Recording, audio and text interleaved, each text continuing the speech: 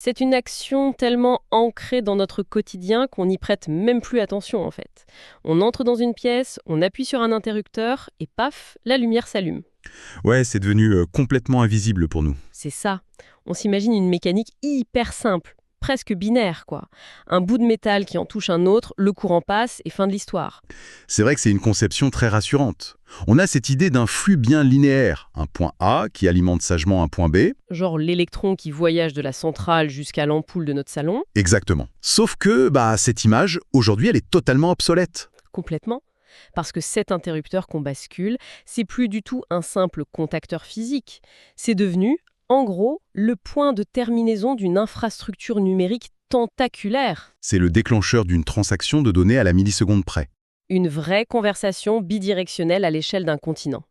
Et justement, l'objectif de notre exploration en profondeur aujourd'hui, c'est de décoder tout ça. On va s'appuyer sur les articles hyper pointus du blog Grid Mastery pour comprendre l'architecture des réseaux électriques modernes. Parce que la mission, c'est vraiment de comprendre comment on est passé d'un vieux tuyau passif et aveugle à un véritable système nerveux intelligent. Bon, décortiquons un peu tout ça. Avant de plonger dans les algorithmes et le fameux réseau intelligent, le smart grid, il faut quand même poser les bases du support physique, non? La structure classique en 3 couches. Tout à fait. Même si on s'adresse à un public qui connaît bien son sujet, c'est crucial de rappeler pourquoi on a cette hiérarchie. On ne peut pas juste brancher un réacteur nucléaire direct sur la prise du salon. Ah bah non, ça ferait des dégâts. Donc on a la HTB, la très haute tension pour le transport national. On parle de lignes à 400 kV. Ensuite, on descend sur la HTA, la moyenne tension autour de 20 kV pour la région. C'est ça. Et enfin la BT, la basse tension, le 230 volts qui arrive chez les gens. Et pendant longtemps, on a comparé ça à un réseau routier. Genre la HTB, c'est l'autoroute, la HTA, la départementale, et la BT, la petite rue de quartier où tu dois rouler au pas. C'est une bonne analogie visuelle, ça montre bien comment on réduit la vitesse, ou plutôt la tension, pour pas écraser les petits appareils domestiques à l'arrivée. Ouais, mais honnêtement, en lisant nos sources de Grid Mastery, je me disais qu'il y a une image encore plus parlante pour comprendre le réseau classique d'avant. C'était pas une route, c'était la vieille télévision artésienne des années 80. La télé artésienne, tu veux dire avec un seul gros émetteur qui arrose tout le monde? Mais exactement. La centrale électrique, c'était comme la grande antenne de la Tour Eiffel. Elle balançait son électricité à pleine puissance, dans une seule direction, et nous, on réceptionnait ça passivement. Et le producteur n'avait aucun retour en direct de l'utilisateur final. Il diffusait en croisant les doigts pour que la tension soit bonne au bout de la ligne. C'est fou quand on y pense. Un réseau totalement aveugle. La physique dictait cette centralisation en fait. Le but de la très haute tension à la base, c'est de vaincre la distance. Si on veut transporter du courant sur des centaines de kilomètres, la loi d'Ohm est impitoyable. Les câbles chauffent à cause de l'effet Joule, c'est ça? Ouais, plus le courant est fort, plus on perd de l'énergie en chaleur. Donc la seule astuce, c'est de monter la tension à des niveaux extrêmes pour baisser l'intensité. On balançait du 400 000 volts, puis on utilisait d'énormes transformateurs pour redescendre la pression avant les maisons. C'était vraiment de l'ingénierie brute, de la force pure. Mais les routes, les câbles, ils sont restés les mêmes aujourd'hui. C'est la façon de gérer le trafic qui a muté. On est passé de la télé hertzienne à Internet. Au fameux smart grid, oui, le réseau intelligent. Alors justement, je vais me faire un peu l'avocate du diable. On entend les mots IoT, Big Data, objets connectés absolument partout, à tel point que ça ressemble à du jargon marketing pour nous vendre des trucs plus chers. Concrètement, qu'est-ce que des données informatiques viennent faire sur un câble en cuivre? Je comprends tout à fait ce scepticisme. C'est le risque avec les buzzwords. Mais là, ce qui est fascinant ici, c'est que la donnée n'est pas juste un gadget d'optimisation. C'est devenu vital. L'ancien réseau gérait les pannes de façon purement électromécanique. Genre, un arbre tombe sur une ligne, un gros disjoncteur saute avec un bruit sourd et puis plus rien. Voilà, une région entière dans le noir. Et il fallait littéralement envoyer un technicien en camionnette pour patrouiller et trouver la branche coupable, à l'œil nu. Ça prenait des heures. L'enfer. Aujourd'hui, on a intégré ce qu'on appelle le SCADA, des systèmes d'acquisition et de contrôle de données, reliés à plein de capteurs IoT sur les postes de transformation. Si un défaut survient, le SCADA le sent à la milliseconde. Et il fait quoi? Il prévient le technicien plus vite? Il fait beaucoup mieux. Grâce à des interrupteurs télécommandés, l'algorithme isole le tronçon cassé tout seul et il reroute le courant par un autre chemin dans la boucle HTA. Il peut réalimenter 90% du quartier en moins d'une seconde. Ah ouais, donc la donnée modifie l'architecture physique du réseau en temps réel. C'est dingue. Mais nos sources montrent que réparer les pannes plus vite, c'est juste un bonus. La vraie raison du smart grid, l'urgence absolue, c'est la transition énergétique. Les énergies renouvelables. L'intégration massive de l'éolienne et surtout du solaire, c'est ça qui a rendu la vieille architecture unidirectionnelle complètement obsolète. Pour que ceux qui nous écoutent visualisent bien le chaos que ça a créé, je propose une petite analogie hydraulique. Oh, l'hydraulique, c'est la meilleure amie de l'électrotechnique. J'écoute. Imagine l'ancien réseau comme un immense château d'eau, en haut d'une colline. L'eau descend sagement, poussée par la gravité, dans des gros tuyaux, puis des moyens, jusqu'au petit robinet de nos maisons. La pression de l'eau étant notre tension électrique, bien sûr. C'est très prévisible. Sauf qu'avec les panneaux solaires sur les toits, c'est comme si, du jour au lendemain, des millions de maisons avaient installé leur propre petite pompe à eau. Et un dimanche de plein été, à midi, quand tout le monde est parti à la plage et que personne ne consomme d'eau, Ces millions de pompes se mettent à injecter de l'eau avec une force énorme dans le système. à contre-courant. Depuis le petit robinet de la maison, l'eau est repoussée vers les grosses canalisations de la rue. Et c'est là le défi technique majeur du flux bidirectionnel. Les vieux transformateurs locaux n'ont jamais été conçus pour gérer ça. Ils sont bobinés pour abaisser la tension, pas pour la recevoir par en bas.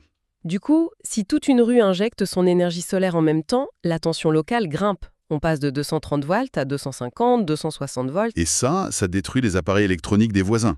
Et ça fait surchauffer les transformateurs de quartier. L'ancien réseau aurait juste disjoncté de partout.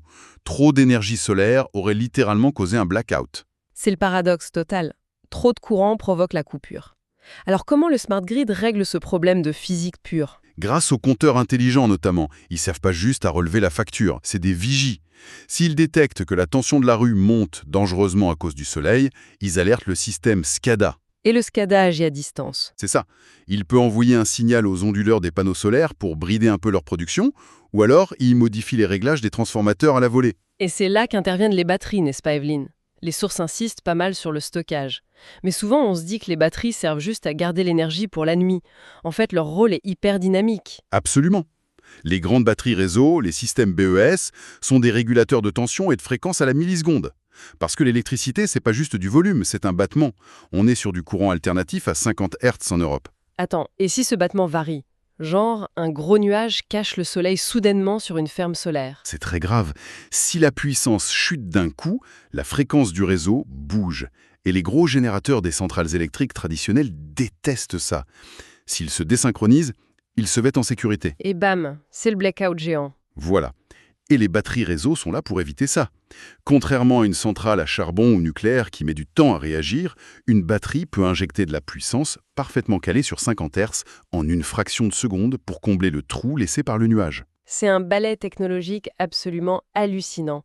Des algorithmes, des millions de compteurs, des batteries qui s'ajustent 60 fois par seconde pour pas que le réseau s'effondre. Et tout ça dans l'ombre. Ouais, mais bon, c'est là que ça devient vraiment passionnant et un peu effrayant. Quand on lit la partie sur les défis de cybersécurité dans Grid Mastery, on voit tout de suite le talon d'Achille de ce système, la fameuse convergence IT-OT. Ah oui. Le mélange entre l'informatique, l'IT, et l'opérationnel physique, l'OT, c'est le cauchemar des ingénieurs modernes.